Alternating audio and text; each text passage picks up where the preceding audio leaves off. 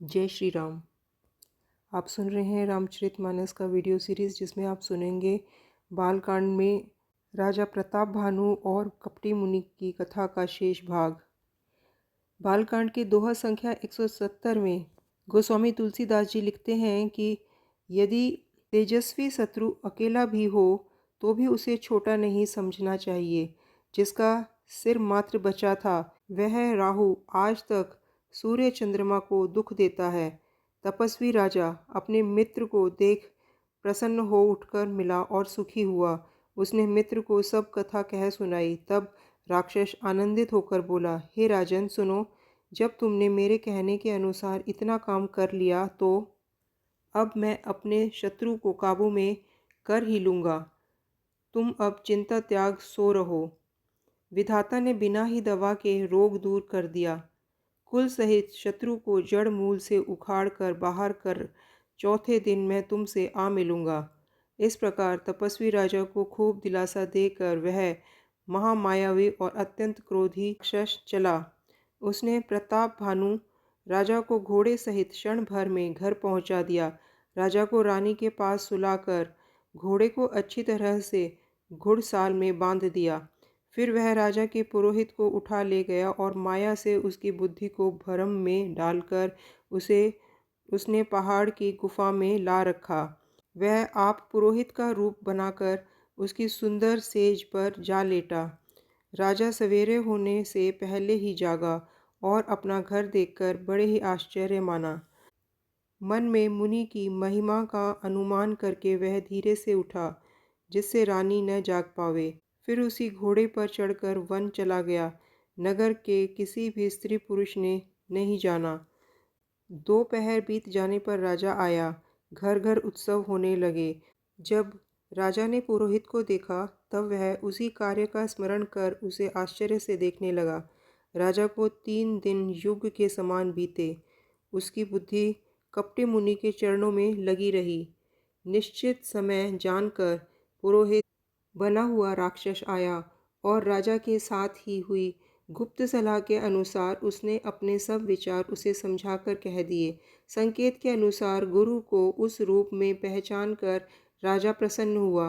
भ्रमवश उसे चेत न रहा कि यह तापस मुनि है या काल केतु राक्षस। उसने तुरंत 1 लाख उत्तम ब्राह्मणों को कुटुंब सहित निमंत्रण दे दिया। पुरोहित ने 6 रस और 4 प्रकार के भोजन, जैसा कि वेदों में वर्णन है, बनाए। उसने मायावी रसोई तैयार की और इतने व्यंजन बनाए जिन्हें कोई गिन नहीं सकता। अनेक प्रकार के पशुओं का मांस पकाया और उसमें उस दुष्ट ने ब्राह्मणों का मांस मिला दिया। सब ब्राह्मणों को भोजन के लिए बुलाया और चरण धोकर आदर सहित बैठाया। जो ही राजा भोजन परोसने लगा, उसी समय काल केतुकृत आकाशवाणी हुई, हे ब्राह्मणों, उठ उठकर अपने घर जाओ। यह अन्न मत खाओ, इसके खाने में बड़ी हानि है। रसोई में ब्राह्मणों का मांस बना है।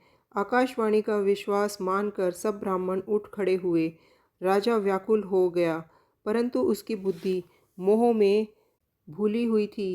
होनहारवश उसके मुंह से एक भी बात न निकली। तब ब्राह्मण क्रोध सहित बोले, उन्होंने कुछ भी विचार नहीं किया। अरे मूर्ख राजा, तू जाकर परिवार सहित राक्षस हो। रे नीच क्षत्रिय, तूने तो परिवार सहित ब्राह्मणों को बुलाकर उन्हें नष्ट करना चाहा था। ईश्वर ने हमारे धर्म की रक्षा की, अब तू परिवार सहित नष्ट होगा। 1 वर्ष के भीतर तेरा नाश हो जाए। तेरे कुल में कोई पानी देने वाले तक न रहे। श्राप सुनकर राजा भय के मारे अत्यंत व्याकुल हो गया। फिर सुंदर आकाशवाणी हुई, हे ब्राह्मणों, तुमने विचार कर श्राप नहीं दिया। राजा ने कुछ भी अपराध नहीं किया। आकाशवाणी सुनकर सब ब्राह्मण चकित हो गए। तब राजा वहाँ गया जहाँ भोजन बना था। देखा तो वहाँ न तो भोजन था, न रसोइया ब्राह्मण ही था। तब राजा मन में अपार चिंता करता हुआ लौटा। उसने ब्राह्मणों को सब वृत्तांत सुनाया। हे राजन, यद्यपि तुम्हारा दोष नहीं है तो भी होनहार नहीं टलता। ब्राह्मणों का श्राप बहुत ही भयानक होता है। यह किसी प्रकार भी टाला नहीं जा सकता। ऐसा कहकर सब ब्राह्मण चले गए। नगरवासियों ने जब यह समाचार पाया तो वे चिंता करने लगे और विधाता को दोष देने लगे, जिसने हंस बनाते बनाते कौवा बना दिया। पुरोहित को उसके घर पहुंचाकर असुर कालकेतु ने कपटी तपस्वी को खबर दी। उस दुष्ट ने जहाँ तहाँ पत्र भेजे, जिससे सब वैरी राजा सेना सजाकर चढ़ दौड़े और उन्होंने डंका बजाकर नगर को घेर लिया। नित्य प्रति अनेक प्रकार से लड़ाइयाँ होने लगी। प्रताप भानु के सब योद्धा करनी करके रण में जूझ मरे। राजा भी भाइयों सहित मारे गए। सत्यकेतु के कुल में कोई भी नहीं बचा। ब्राह्मणों का श्राप झूठा कैसे हो सकता था। शत्रु को जीतकर नगर को बसाकर सब राजा विजय और यश पाकर अपने अपने नगर को चले गए। याज्ञवल्क्य जी कहते हैं, हे भरद्वाज, सुनो, विधाता जब जिसके विपरीत होते हैं तब उसके लिए धूल सुमेरु पर्वत के समान, पिता यम के समान और रस्सी सांप के समान हो जाती है। हे मुनि सुनो, समय पाकर वही राजा परिवार सहित रावण नामक राक्षस हुआ। उसके 10 सिर और 20 भुजाएं थी और बड़ा ही प्रचंड शूरवीर था। अरिमर्दन नाम का राजा का जो छोटा भाई था वह बल का धाम कुंभकर्ण हुआ। उसका जो मंत्री था, जिसका नाम धर्मरुचि था, वह रावण का सौतेला छोटा भाई हुआ। उसका नाम विभीषण था, जिस सारा संसार जानता है। वह विष्णु भक्त और ज्ञान विज्ञान का भंडार था और जो राजा के पुत्र और सेवक थे वे सभी बड़े भयानक राक्षस हुए। वे सब अनेक जाति के मनमाना रूप धारण करने वाले दुष्ट, कुटिल, भयंकर, विवेक रहित, निर्दयी, हिंसक, पापी और संसार भर को दुख देने वाले हुए। उनका वर्णन नहीं हो सकता। यद्यपि वे पुलत्स्य ऋषि के पवित्र, निर्मल और अनुपम कुल में उत्पन्न हुए, तथापि ब्राह्मणों के श्राप के कारण वे सब पाप रूप हुए। तीनों भाइयों ने अनेक प्रकार की बड़ी ही कठिन तपस्या की, जिसका वर्णन नहीं किया जा सकता। उनका तप देखकर ब्रह्मा जी उनके पास गए और बोले, हे तात, मैं प्रसन्न हूँ, वर मांगो। रावण ने विनय करके चरण पकड़कर कहा, हे जगदीश्वर, सुनिए, वानर और मनुष्य, इन 2 जातियों को छोड़कर हम और किसी के मारे न मरें, यह वर दीजिए। शिवजी कहते हैं कि मैंने और ब्रह्मा ने मिलकर उसे वर दिया और ऐसा ही हो। तुमने बड़ा तप किया है। फिर ब्रह्मा जी कुंभकर्ण के पास गए। उसे देखकर उनके मन में बड़ा आश्चर्य हुआ। जो यह दुष्ट नित्य आहार करेगा तो सारा संसार ही उजड़ जाएगा।